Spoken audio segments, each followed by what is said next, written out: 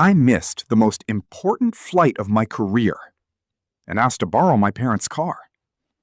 "Your sister needs it for a spa day," my father replied, then struck me.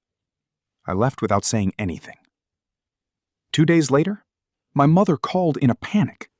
"Why aren't the bills being paid?" The first thing I noticed when I hit the floor was how clean the carpet looked. Strange, right? You would expect the first thing you register after your father's hand hits your face hard enough to turn your head would be the pain, the shock, or the metallic taste of blood in your mouth. Those came too. But in that first suspended second, when your mind refuses to process what just happened, I noticed the carpet. Cream-colored Persian, hand-knotted, 8 by 10. I had bought it for my mother 2 Christmases ago. I paid $20,400 because she once casually mentioned she had always wanted a real Persian rug in the living room. Not a mass-produced version, but something authentic, with history woven into it. I remembered staying up late reading about wool density, pile height, and regional weaving styles, making sure I chose the right one, making sure she would love it. Now, I was lying on that same rug, tasting blood, my cheek pressed into fibers I had paid for. And I thought, this is what I bought with my money. My mother adjusted a throw pillow and said nothing. My sister Chloe continued filing her nails. My flight was scheduled for the next morning, PDX to Seattle, 7:15 a.m. on United. It was canceled at 9 p.m. the night before due to mechanical issues. The next direct flight wasn't until 4 p.m. the following day, 3 hours after my meeting. My car, a 2019 Subaru Outback, was at the dealership for a transmission service. I dropped it off that morning and it wouldn't be ready until Thursday. I called the service manager, David Kimura, someone I had known for years. At 9:15 p.m., he was apologetic and sincere, but unable to help. The parts hadn't arrived. There was nothing he could do. I checked rental agencies. Every option within 15 miles was booked. A regional conference had cleared out the inventory.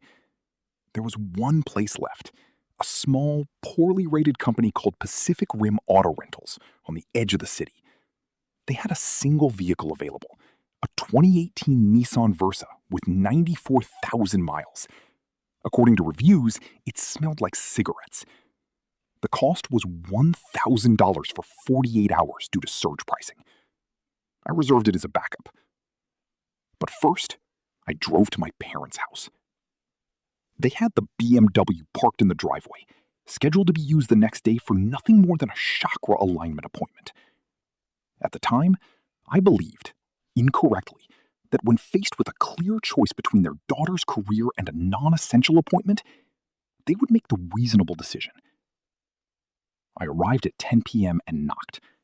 My father answered, still in the posture of someone seated in a recliner, slouched, jaw forward, carrying the physical attitude of a man who sees any late conversation as an inconvenience. I explained everything clearly, and without exaggeration. My flight was canceled. My car...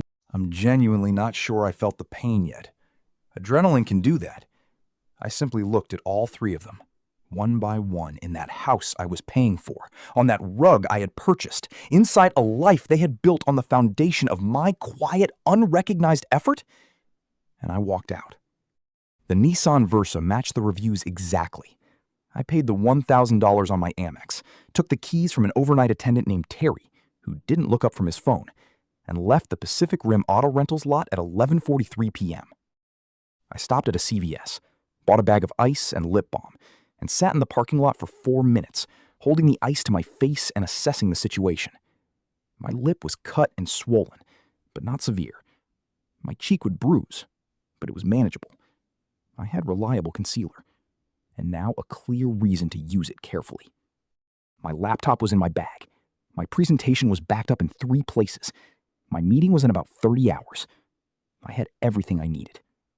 At 11:51 p.m., sitting in that parking lot with ice against my face and complete clarity in my chest, I opened my banking portal, and I started. The BMW lease autopay, canceled. I had been the authorized payer on Chloe's car lease since it began, a detail my father had arranged without discussion, like every financial decision in our family, simply informing me after the fact. Utility accounts, electricity, gas, water, removed. Internet and streaming, canceled. Grocery delivery, stopped. As for the mortgage, I had actually ended those. Fear that if I stopped, they would confirm what I had always suspected, that my value to them was financial, not relational. And they did confirm it. They confirmed it the moment he struck me for even suggesting I might not provide the car. Dr. Oe wrote something in her notebook. She does that occasionally, not throughout the entire session, only at certain points. I've always found it quietly reassuring, the idea that something I said was worth recording. "How did the meeting go?" she asked. I smiled. "We secured the contract." She smiled in return. "Of course you did." There is an epilogue to this, and it isn't dramatic. Life after major events rarely is. Dennis Calloway followed through on his message. 3 months after Seattle, I was promoted to Senior Vice President of Client Strategy at ArcBridge Partners. I now lead a team of 7, manage a client portfolio I value, and live in an apartment on the 20th floor in the Pearl District, with a balcony I use more than any other space I've had before. I still drive a Subaru Outback, the same one. It was ready 2 days after I returned from Seattle. Since then, I've driven it 14,000 miles. It's dependable, straightforward, and doesn't require justification to exist. I've come to appreciate that quality more and more in the things I keep in my life. The Persian rug is no longer in my parents' house. When I went back to collect the few belongings I had left,